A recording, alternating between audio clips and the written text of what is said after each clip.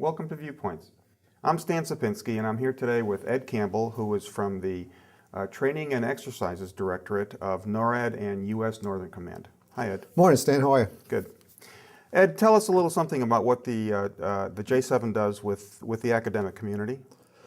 Okay, well, of course, NORAD and U.S. Northern Command, they're combined commands there at that headquarters. And NORAD is that historical legacy mission that everyone recognizes of aerospace warning, aerospace defense, and actually we picked up a maritime warning mission as well. U.S. Northern Command comes about as a result of 9/11, as most of us know. Three missions attached to Northern Command, first being Homeland Defense, then it's defense support of civil authorities, and the third is theater security cooperation. The defense support of civil authorities is probably the more complex. How does the DoD interact with interagency players and responses to either they be terrorist attacks or threats or natural disasters? So we have a very wide span of interest and the like.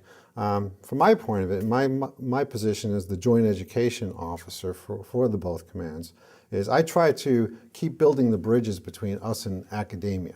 The thought there is that the better our relationship with academia, it builds good defense in depth. What do I mean by that? For instance, Naval Postgraduate School through the Center of Homeland Security, Defense and Security, has a Homeland Security program. The better that program is, the better prepared our citizens become, the better U.S. Northern Command can conduct their mission. You see how that bridge building works. So have you had students go through that program? Yes, we have. We sponsor, depending on funds available, of course, we've sponsored anywhere between 1 and 6 students per year to that program. We also sponsor students to programs at Harvard, at Syracuse. We used to send students to Germany, to Garmisch, to Stax, Israel defense courses, as well as we're sending a few students to Canada this year for Canadian Security Studies program. So we try to keep a very broad brush, and one of the position I'm in, I try to get the right people into those programs and keep those relationships alive. Okay, so do you have some kind of general relations with the entire academic community? Are there things that you provide to them that they can make use of? Well, one of the things we do have is every year the Joint Staff tasks us to develop a list of research topics, things that United States Northern Command or NORAD are interested in having some support from academia in doing some work for them. We typically assemble this research topic list, and in the past we've sent it to the Joint Staff, and theoretically they ferret it out to the senior service colleges, whereas we have some students who are working on graduate degrees will take those topics and try to use them as their focal points. Frankly, the response has been pretty light, so my thought was to try and ferret those out further into civilian institutions as well, and try and get into more networks. It took a little work with our legal folks and our policy people, but we're now publishing that list on the NORAD and U.S. NORTHCOM website. So if you just went home and Googled NORTHCOM, that website would come up and there's a tab that says Education. And we're going to plant that research topics list right on that tab with the intent that we can encourage some good dialogue and discussion with civil agencies as well as service colleges. That sounds like a terrific idea. So the graduate student out there that is looking for a topic to do a thesis or perhaps even a dissertation topic for a PhD could go to the command and get something that someone really needs research on. Oh yeah, it's very, very relevant and very prevalent. It's here, it's now, it's happening today. And it's a very wide span. It's a lot of engineering questions, a lot of policy questions. Posse comitatus, is it time to re-review that? Is that still a viable strategy? NORAD, for instance, has a problem with radar signatures in the vicinity of wind farms. Those type of engineering questions are out there, and we typically don't get them serviced. So providing a better audience through that, I think will wind up serving the command better. In turn, there's a quid pro quo to that. What we think we can offer is that if we get research coming in from civilian institutions, if you have a Homeland Security, Homeland Defense program in your institution, we have great subject matter experts that can no kid and bring an operational viewpoint to your programs. We can potentially review your curricula, look for weak spots, potentially areas where we could engage with you and encourage that greater partnership to make your programs more viable. If these students do actually take some of these research topics on, can they reach back to the command to maybe get more details or to see if they're actually going in the right direction? Yeah, absolutely, and that's going to be my function. I'm kind of the gatekeeper. I'm the one point of contact that can get you into the command, and my contact information is going to be hanging on the website as well. And we have subject matter experts all over the place that are attached to those research topics, and I'm the conduit with which we reach those. Okay. I think probably an obvious question is now, what about financial support? I mean, suppose someone does want to do research that requires some travel, or is there any funding mechanism there? Not directly from the command itself, but there's associated agencies that could potentially provide some funding. I wouldn't count on it, frankly, but there is options and opportunities. I know that one of the issues that, actually at a conference that I recently attended, one of the issues was that people felt that there wasn't enough discussion of military roles in Homeland Security. How do you feel about that?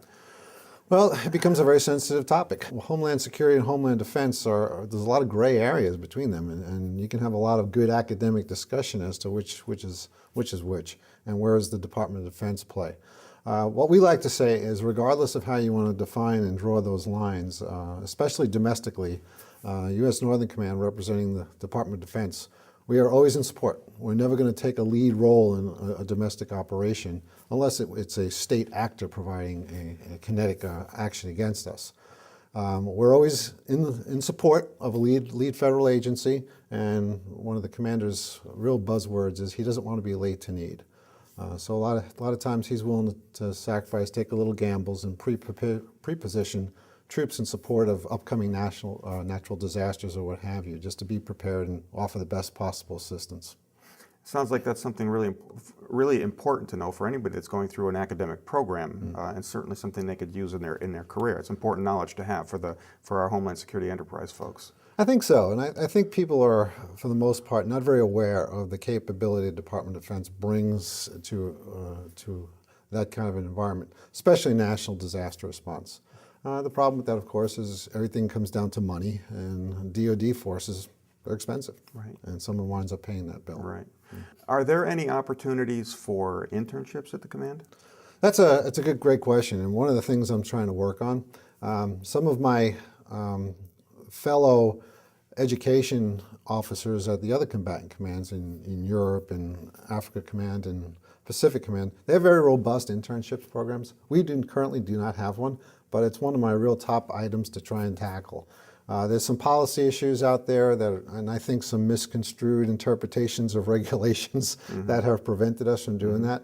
But really, when you think about it, we're in a drawdown period right now, and we've had civilian furloughs and the like, so manpower is getting a little tight.